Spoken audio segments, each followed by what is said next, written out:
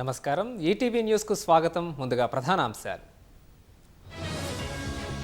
పాక్ కనుసన్నల్లోనే పెహల్గాం ఉగ్రదాడి వెల్లడించిన ఎన్ఐఏ వర్గాలు. పాకిస్తాన్పై ఫైనాన్షియల్ స్ట్రైక్స్ వ్యూహాలు సిద్ధం చేస్తున్న భారత్. గంగా ఎక్స్ప్రెస్ వేపై ఫైటర్ జెట్స్ డ్రిల్, యుద్ధ విమానాల ల్యాండింగ్, టేకాఫ్. పాకిస్తాన్కు ఉగ్ర చరిత్ర ఉంది, అంగీకరిస్తున్న ఆ దేశ నేతలు.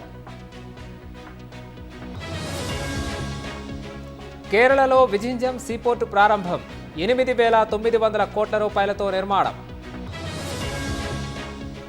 తెరుచుకున్న కేదార్నాథ్ ఆలయం, పోటెత్తిన వేలాది మంది భక్తులు.